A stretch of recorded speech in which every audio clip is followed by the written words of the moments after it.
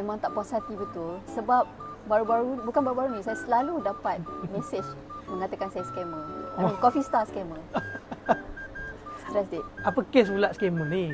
Ya Allah. Kisahnya, customer beli espresso.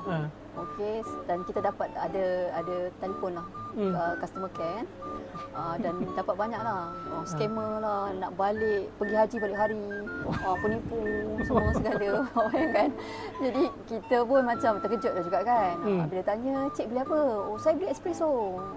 Saya beli sampai 2-3 kali ni. Saya ingatkan mesin rosak kan. Saya beli 3 kali saya dapat sikit. Macam aduh. Jadi tak terpaksa lah hantar link berkenaan dengan espresso ni. Baru dia faham. Ya, itu pun ada yang tak faham. Tak faham, tak puas hati. Dia kata kita tetap penipu. Jadi itulah dugaan-dugaan. Itulah nak minum espresso tapi tak tahu espresso tu apa. Ya betul. Espresso ni memang sikit ya.